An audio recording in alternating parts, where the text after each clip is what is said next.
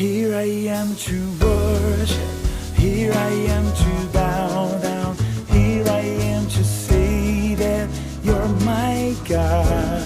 You're altogether lovely, altogether worthy. 샬롬, 2021년 6월 28일 아침입니다. 오늘도 말씀과 동행하며 거룩한 리듬으로 살아가는 푸른나무교회 성도님들이 되시기를 바랍니다. 찬송가 322장 세상의 헛된 신을 버리고 1절만 부르시겠습니다.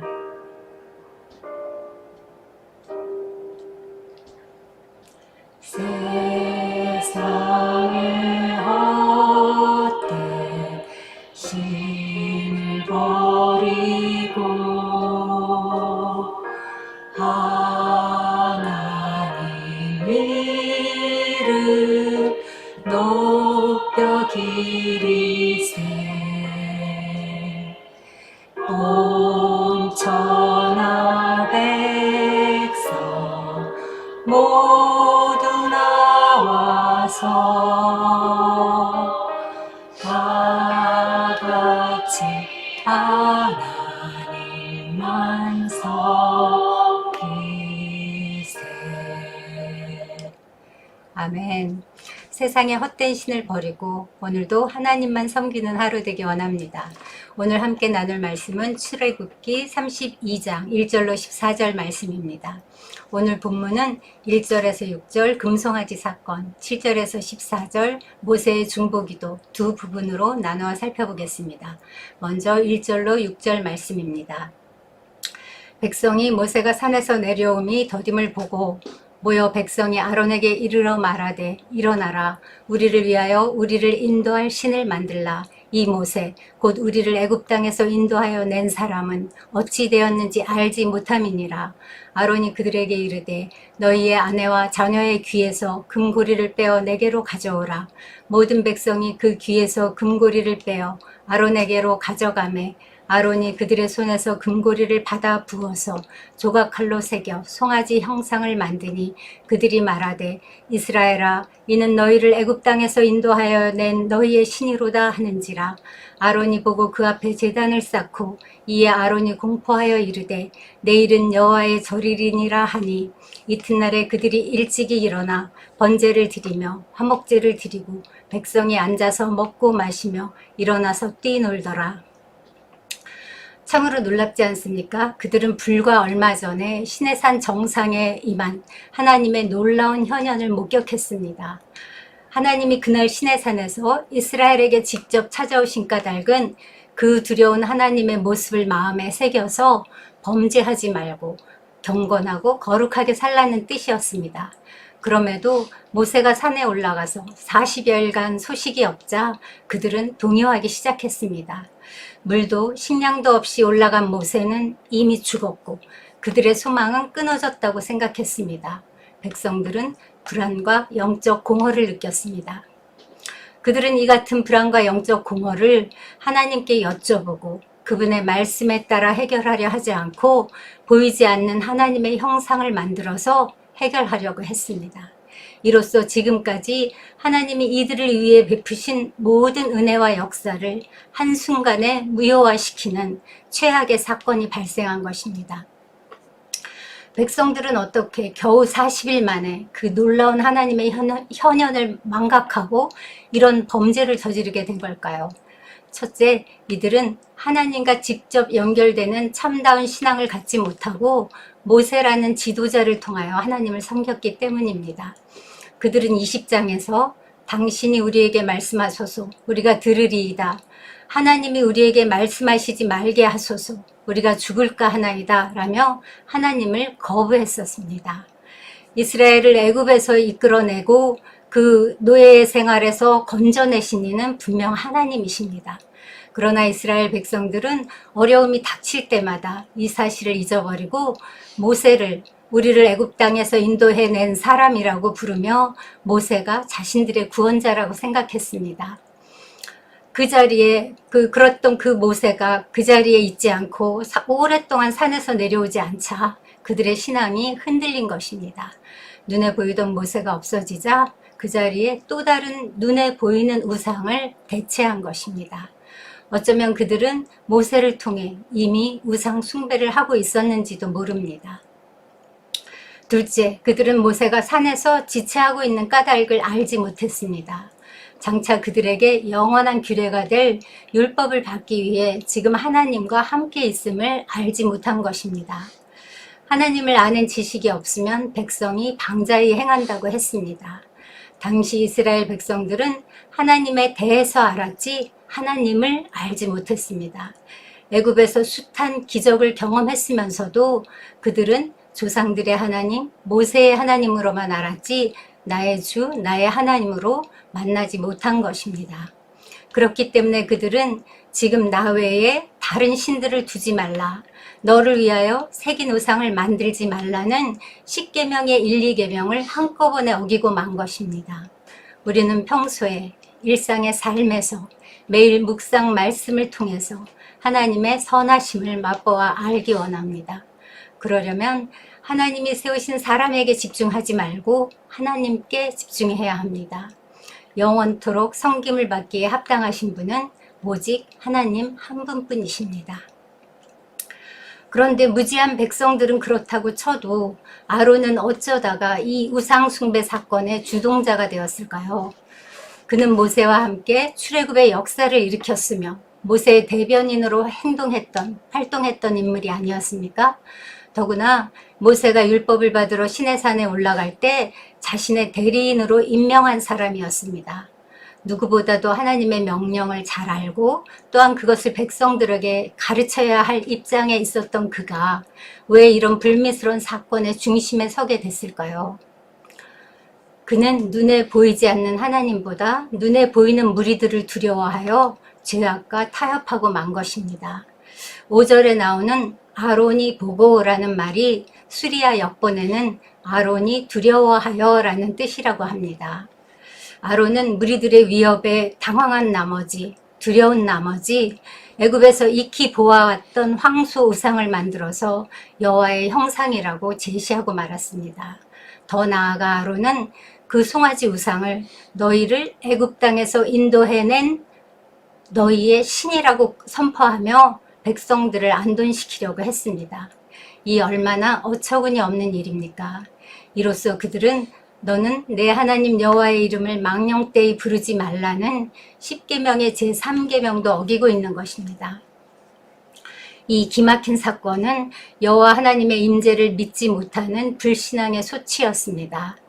눈에 보이고 손에 잡히는 감각적인 확인 없이는 도무지 믿지 못하는 이런 모습이 오늘 우리에게도 있지는 않은지 돌이켜봐야 하겠습니다. 이 금송아지 사건이 우리에게 주는 또 다른 교훈은 하나님이 주신 물질적인 복을 엉뚱한데 오용하면 안 된다는 것입니다. 아론이 금송아지를 만든 금부치는 이스라엘 백성들이 출애굽할 때 애굽 사람들로부터 받아낸 것들입니다. 당시 하나님께서 이 같은 폐물을 백성에게 주신 이유는 성막과 그 기구를 만드는 데 쓰기 위해서였습니다. 그런데 백성들은 오히려 이것을 가지고 우상을 만드는 데 사용한 것입니다. 오늘 우리는 어떻습니까? 혹시 하나님께서 주신 재물과 건강과 재능을 나의 만족을 위한 우상 숭배에 쓰고 있지는 않은지요? 그뿐이 아닙니다. 아론은 그날을 여호와의 절기라고 선포하며 그 우상 앞에 제단을 쌓고 번제도 드리고 화목제도 드리게 했습니다.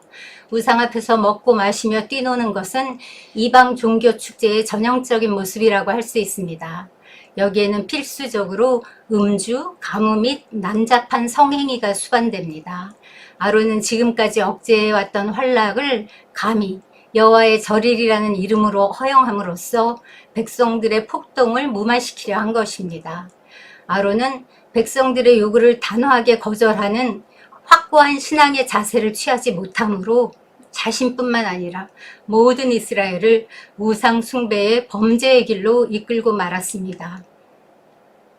여기서 우리는 신앙과 불신, 이 양자 사이에서의 미온적인 태도가 필시 죄악을 잉태한다는 사실을 볼 수 있습니다. 더 무서운 것은 한 시대의 죄악은 그 시대로 끝나지 않고 시대가 거듭되면서 반복된다는 사실입니다. 이 죄악은 훗날 분열 왕국 시대에 북이스라엘 왕국의 초대왕 여로보암이 단과 베델의 금송아지 상을 세우고 그날을 절기로 선포함으로써 다시금 재현되었습니다. 오늘 본문을 통해 우리는 나의 신앙 태도가 대를 이어서 나의 가족, 내 자녀들의 생명과 사망을 결정한다는 역사적인 교훈을 배우게 됩니다. 너희가 어느 때까지 둘 사이에서 머뭇머뭇하려느냐? 오늘날 너는 선택하라 라고 외치던 엘리야의 음성이 들리는 듯합니다. 이 시간 어떤 위협 앞에서도 믿음의 원칙을 지키기로 새롭게 결단하는 아침이 되기 원합니다. 이어서 7절로 14절입니다. 여호와께서 모세에게 이르시되 너는 내려가라. 내가 애굽 땅에서 인도하여 낸 내 백성이 부패하였도다.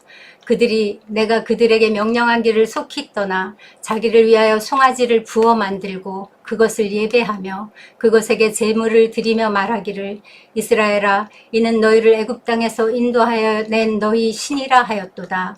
여호와께서 또 모세에게 이르시되 내가 이 백성을 보니 목이 뻣뻣한 백성이로다.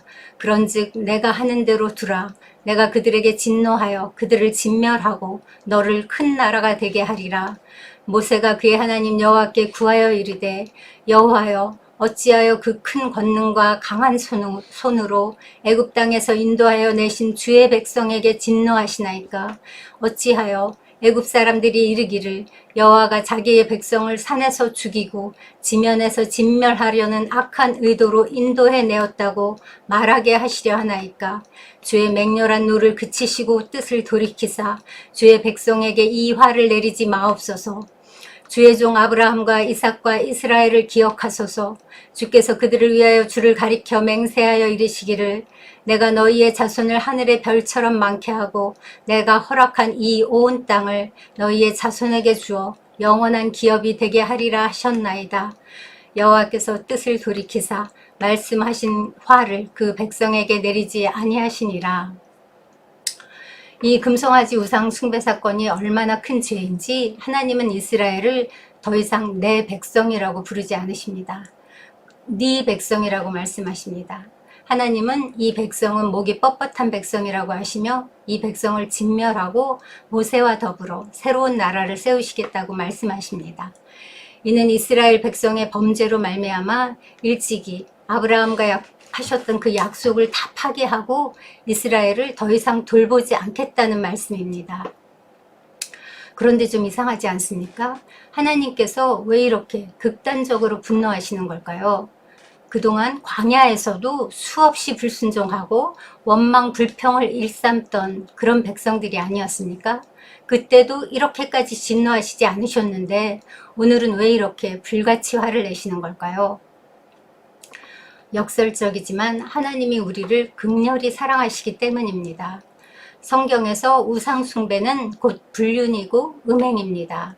하나님은 언약 체결식을 통해 이스라엘을 신부로 삼으시고 지금 이스라엘과 함께 거할 신방을 꾸미시는 중이신데 산 아래서 신부가 음행을 저지르고 있는 것입니다.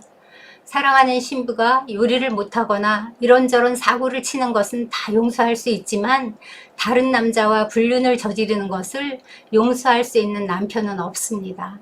그래서 하나님은 불륜에 빠진 이스라엘을 버리고 모세를 통해 새 나라를 세우시겠다고 하신 것입니다. 만약 모세가 이런 하나님의 뜻을 받아들였다면 이스라엘은 아브라함의 자손이 아닌 모세의 자손으로 불렸을 것입니다. 그러나 모세는 겸손하게도 하나님께 아브라함과 맺으셨던 그 언약을 기억하시고 그대로 이루어 달라고 호소하였습니다. 모세는 3가지 이유를 들어 하나님께 간청했습니다. 첫째, 애굽에서 당신이 건져내신 주의 백성을 당신의 손으로 멸하심은 옳지 않습니다. 이것은 하나님께서 과거부터 지금까지 해오신 바 하나님의 후회 없으신 사역을 무너뜨리고 맙니다. 둘째, 그렇게 하실 경우 하나님은 이방인의 조롱거리가 되십니다. 이것은 그 누구도 업신여기지 못할 하나님의 거룩하고 영광스러운 이름에 명예를 실추시킵니다. 셋째, 아브라함과 이삭, 야곱과 맺으셨던 언약을 깨트리는 것은 합당하지 않습니다. 이것은 하나님의 영원 불변하며 신실하신 그 성품에 어긋납니다.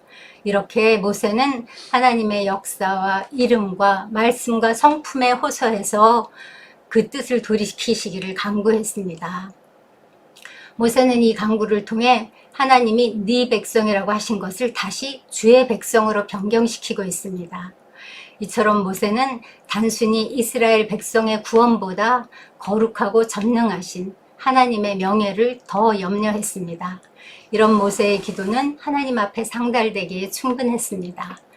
11절에 구하여 이르되 라는 히브리어는 예할이라는 단어가 쓰였습니다. 예할은 간구하다, 간청하다라는 뜻인데 이 단어에는 슬프게 하다, 아프게 하다라는 뜻도 포함되어 있다고 합니다. 이는 모세의 기도가 하나님의 마음을 아프게 할 만큼 처절했음을 보여줍니다. 그리하여 마침내 여호와께서는 뜻을 돌이키사 말씀하신 화를 그 백성에게 내리지 않으셨습니다. 우리는 10절에서도 용서하시기를 기뻐하시는 하나님의 마음을 엿볼 수 있습니다. 그런즉 내가 하는 대로 두라. 이 말은 언뜻 들으면 냉정하기 짝이 없는 무서운 말씀 같죠. 그런데 이 말을 직역하면 나를 말리지 말라라는 의미이지만 유대인들의 히브리적 표현으로는 누군가 나를 말려달라는 숨겨진 의미가 있다고 합니다. 그러니까 겉으로는 나를 말리지 말라고 하시지만 속으로는 모세야 나 좀 말려주지 않겠니? 라는 뜻이 내포되어 있는 것입니다. 이렇듯 하나님은 오늘도 여전히 이렇게 중보자를 찾고 계십니다. 그분은 하나님과 사람 사이에 결렬된 틈을 막아서서 하나님의 마음을 대변해줄 중재자를 찾고 계십니다. 창조 때부터 택자에게 주어진 구원의 약속은 인간들의 실수와 범죄로 말미암아 끊임없이 위협을 받아왔지만 지금까지 주의 구속의 언약이 파기되거나 변경되지 않고 지속될 수 있었던 것은 이처럼 하나님의 마음을 아는 중보자들이 있었기 때문입니다. 나 여호와가 말하였으니 이루리라. 주 여호와께서 이같이 말씀하셨느니라. 그래도 이스라엘 족속이 이같이 자기들에게 이루어 주기를 내게 구하여야 할지라. 에스겔 36장에 나오는 말씀입니다. 하나님이 말씀하신 대로 다 이루실 테지만 그래도 너희는 내게 구하라 하십니다. 홀로 능히 다 하실 수 있는 전능하신 하나님이 우리의 동역을 필요로 하시다니 이 어떤 영광인지요. 그러나 잊지 마십시오. 사람의 중보보다 선제하는 은혜와 사랑이 있다는 사실을. 하나님께서 패역한 이스라엘에 대하여 번번이 뜻을 돌이켜 용서하시는 궁극적인 이유는 하나님의 은혜로우시며 자비로우시며 노하기를 더디하시며 인애가 크시사 뜻을 돌이켜 재앙을 내리지 아니하시는 하나님의 성품 때문입니다. 그럼에도 마치 우리의 기도 때문에 용서하시고 구원하신 것처럼 우리의 기도를 원하시고 기다리시는 하나님의 크신 사랑에 감사할 뿐입니다. 하나님은 그 사랑과 은혜로 완전한 중보자 예수님을 우리에게 보내주셨습니다. 모세의 목숨 건 중보가 하나님과 이스라엘의 관계를 회복시켰듯이 예수 그리스도의 대속의 십자가는 하나님 앞에 나갈 수 없는 우리들에게 영원한 생명의 길을 열어주셨습니다. 더욱 감사한 것은 자격 없는 저희를 예수님의 형제로 신부로 부르시고 우리도 중보자가 되게 하셨다는 것입니다. 영원한 중보자 대신 예수의 이름을 의지하여 죄인들의 구원과 때를 따라 돕는 은혜를 얻기 위하여 매 순간 하나님 앞에 나아가는 저희가 되기 원합니다. 모세처럼 예수님처럼 하나님의 뜻이 이 땅에 이루어지도록 중보하는 푸른나무교회 성도님들이 되시기를 소원합니다. 기도하겠습니다. 하나님 아버지 감사합니다. 오늘 하나님께서 우상 숭배를 얼마나 미워하시는지 알게 하시니 감사합니다. 우리가 하나님보다 더 사랑하고 더 의지하고 더 섬기는 그것이 곧 우상 숭배인 것을 보게 하시니 감사합니다. 주님, 하나님보다 더 귀히 여기는 것 주님 저희가 갖지 않기를 원합니다. 하나님 이 일을 하나님과 우리 사이에 막힌 담을 허무시려고 완전하신 중보자 예수 그리스도를 보내주셔서 감사합니다. 이제 우리도 모세처럼 예수님처럼 하나님과 사람 사이에 그 결렬된 틈을 막아서는 그러한 중보자로 살기 원합니다. 주님, 우리에게 오늘 이 말씀을 통해 주님의 뜻을 계시하셨으니 이제 우리가 그 말씀을 따라 살아가는 저희가 되도록 인도하시고 축복하여 주시옵소서. 그렇게 행하실 주께 감사드리며 예수님의 이름으로 기도합니다. 이제 모세의 마음으로 또 예수 그리스도의 마음으로 정말 지체들을 위해 중보하는 시간 갖기를 원합니다. 우리 지체들 가운데는 몸이 연약하여 병중에 있는 지체들이 있고 새로운 것을 준비하는데 모든 것이 여의치 않아서 정말 기도밖에 할 수 없어서 그렇게 기도를 부탁하는 지체들이 있습니다.